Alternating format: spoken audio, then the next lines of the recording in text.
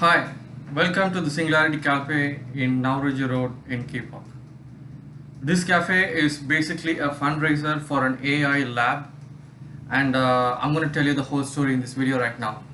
So before that, let me just show you, a tour of the small little cafe that I have. It's basically just a coffee shop, you know, um, not much food, but you have coffees and chocolates and cakes and puffs and all those things. Uh, so let me just start with here.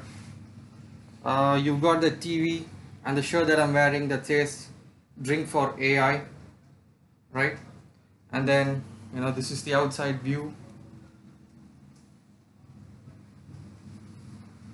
You have plenty of parking and stuff.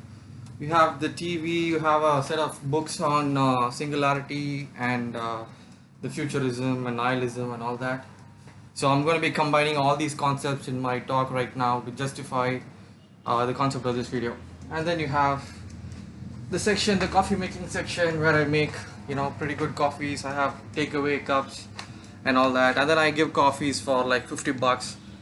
You get a coffee and one of these chocolates here, only for 50 rupees, for which you will have to pay probably 200 or 250 in a Starbucks or a coffee day or things like that.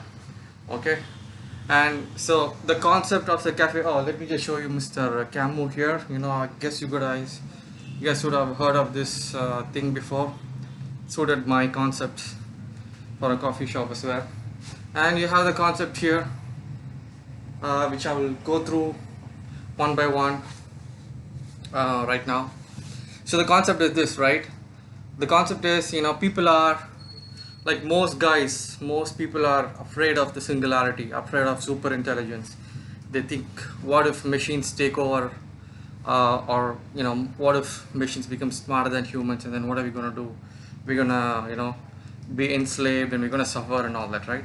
But this cafe says that singularity or super intelligence is mankind's destiny. It's like we have to look at them as our children, as our next generation, as our progenies, rather than being scared of them.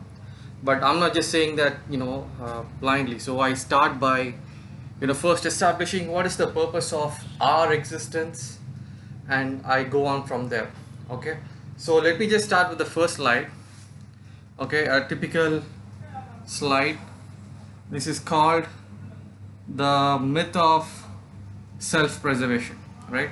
So people say that, all biologists say that all living things are engines of self-preservation, right? Whatever we do, finding food, shelter, and mate, these are all all these things we do to sort of preserve ourselves and our genes, and so that's what all this activity is about. But I'm going to disprove that with this particular scenario. Okay, this is the scenario. There's a piece of amoeba, organism A, and then there's food, organic matter again. It just goes and eats this food, and then it becomes bigger in size, right? And then after it becomes bigger in size, it just reproduces and splits into two. Okay, and then the reproduction is in such a way that the original matter which was here, it has come through to this particular child, and then this food has actually turned into this particular matter here, right? It's turned into another organism called organism B. And then A keeps asking, right?